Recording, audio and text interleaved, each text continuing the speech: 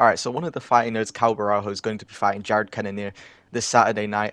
And I want to talk about the fighting nerds team because I genuinely think they're incredible and all very talented. And let me know what you think about the fighting nerds. And while you're down there, I'd appreciate if you could like, subscribe. We're close to 208 subs. And let me get into it because I've been wanting to talk about the fighting nerds for a very long time. I just wasn't able to because they weren't really that popular yet. I've been on the fighting nerds pause for a very long time since like Gene Silva made his debut. I think I remember going to school and I was telling my friend, Gene Silva, man, that guy's a problem for the featherweight division, man. Did you see that Gene Silva performance? Like, bro, I went full Joe Rogan, okay, because seeing Gene Silva was like love at first sight, bro. Pause, okay. Genuinely, that was probably the funniest fighter ever, bro. Okay, because he walks into the. If you don't know the story of Gene Silva, this guy walks in. Okay, he has a 10-minute walkout or whatever, which is absolutely ridiculous. Okay, he was staring at the camera straight face. This guy's like a mini Brazilian Andrew Tate.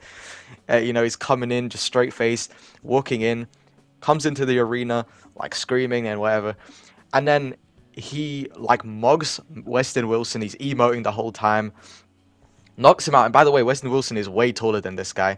Okay, I think Gene Silva's probably like 5'6", 5'7". Weston Wilson is huge compared to him. Pause. And Gene Silva just knocks him out, absolutely mugs him. I think he knocks him down, lets Weston Wilson back up, and then knocks him out again. Just a incredible performance, right? And then he gets on the mic, starts barking. He's wearing these stupid glasses. All right, this guy just turns into ISO speed. Okay, he just and he's barking, he's shouting, he's screaming. Okay, and then Michael Bisping's like, Budde, how'd you get that performance? Budde, how'd you knock him out, Budde? And then instead of like telling him, right, and then he has a translator right next to him, instead of just telling Michael Bisping, oh, I knocked him out doing this is the technique I use, he tries to knock out Michael Bisping, and Bisping's like, Budde, don't try that on me, Budde, who you think you are, Budde, who you think you are, Budde? And he gets like real mad. He just starts barking, and then he doesn't even. I don't even remember him talking, to be honest. I think he just gets off mic and he just starts screaming, and then he just like runs around the octagon for a bit, and then walks away. And before he walks away, he puts his like little fighting nerds glasses on the cut lady, rizzes her up. By the way, W Riz right there, beautiful by Gene Silva, and then leaves. Since then, I've just been hooked on Gene Silva, and then I realized that the fighting nerds are good. Okay, because like. Ever since then, Carlos Prates came along. Carlos Prates is incredible. Cal Barajo is pretty good too. And then there's Maurizio Ruffi. I'll talk about all these guys later. But, bro, Gene Silva, this guy, absolutely incredible. Okay, and then I was noticing a pattern. All these guys are just incredible strikers. Gene Silva is just really, really good with, like, I guess his distance management and striking. And then, obviously, Gene Silva went on to knock out Charles Jourdain, then knock out, what's his name, Drew Dober. And yeah, let me go through the fighting team because they're just so good, bro. They might actually be better than Dagestanis now I think about it, because I was going to talk about this at the end of the video, but I do want to talk about this now because the reason I think they are so good, and now it's not like Dag MMA would like to say, and he's going to say that, it's because of steroids. You cannot get this good off steroids, okay? These guys, I think the way they train their fighters is not to be technically the best. Well, they are very technically good, but I think the way they train the strikers is to be crafty and like creative with the way they strike. You look at Carlos Prates, this guy fights like Anderson Silva. He's so sharp, he's so clean. It's like they don't want the fights to be just basic. Like they are very creative and very like I said, crafty with their striking. Like they're very, very good with it. Very sharp, very fast, very precise. They pick the shots nicely.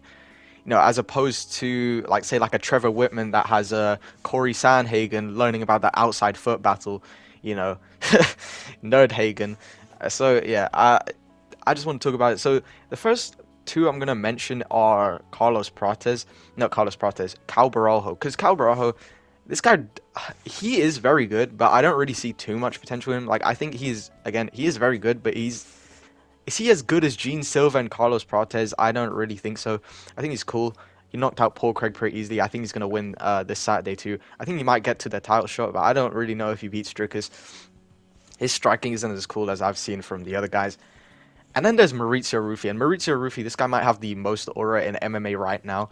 Genuinely, this guy has one performance. Everybody's talking about how he looks exactly like Conor. And then he literally does, bro. Like, you look at Conor's sparring footage back in the day when he was in his prime, and you compare it to Maurizio Ruffi.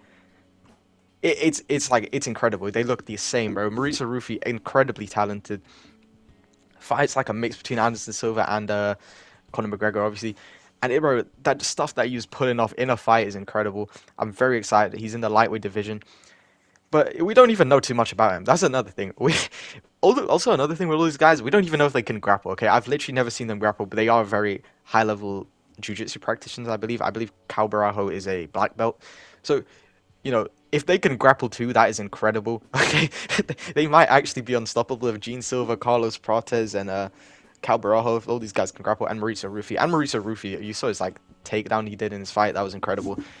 And then the next guy I want to talk about is Carlos Prates. Carlos Prates is just, this guy has even more aura than Mauricio Rufy, okay, because this is just insane. Alright, comes in the UFC, and I remember Lucas Tracy, RIP Lucas Tracy, hope he's doing well in Peach and Creamville. I remember him giving his breakdown for the fight, and he was like, Carlos Prates, man, this guy's really good, man, he's a problem for the welterweight division. And then, he comes in, he just destroys his opponent, and then, then I was like, yeah, Carlos Prates is him. And then I see he wears the fighting nose glasses, I'm like, yeah, alright, it's over for the welterweight division.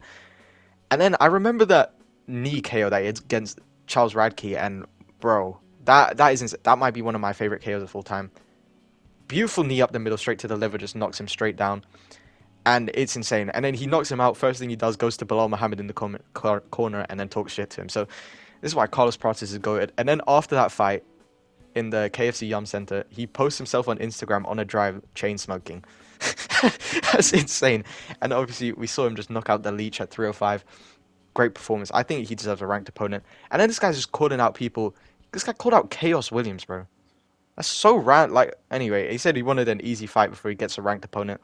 I think he'd smoke some ranked guys, to be honest. Like, I think he would smoke basically everyone until, like, the top 5. I don't know. Again, we haven't seen his grappling. I think the grappling might be the weakness, but again, I feel like his distance management and just the way he fights is way too good. He breaks down his opponent, and that's very smart. He's not really being trained to go straight for the knockout. Same with Gene Silva. Same with a lot of these guys. They're taught to be patient, and it works very well. And then obviously Gene Silva, the last guy, I already talked about him a lot, but this guy is incredible. Okay, this is so funny, bro. And he's past 2 fights, he's just been crying on the mic. I don't really know why. But to be fair, this only had 3 fights this year, and 2 of them were in short notice, so he probably was sad about the weight miss. But yeah, that's really it about the fighting Neds. They are just very, very good. I'm very excited for their future. And yeah, they might actually go down as the best team ever. Like, genuinely, how is this even possible that every single member of the fighting Neds team, except like Thiago Moises, has just been able to go out there and just absolutely maul their opponents, like absolutely destroy them? I don't really know. Hopefully Mauricio Rufy fights soon as well, because we haven't seen him since 301, and it's just like, bro, I don't even remember him taking any damage in that fight. But yeah, that was incredible. Also, Merab might be injured for the Sphere. I know that this happened yesterday. I saw it when it came out, but like I didn't really know what it was. I thought he wasn't injured. I still don't think he's injured. He said he's not out. He should be fine. But that was really stupid of him. Also, I got my results back for GCSEs. I actually cooked, so yeah, I'm not gonna have to switch to YouTube Shorts and start uploading like Skibbity Toilet and stuff. That's good. Also, yesterday I recorded like my first review for Guardians of the Galaxy. That should come out on Saturday if you guys, even if you care about that.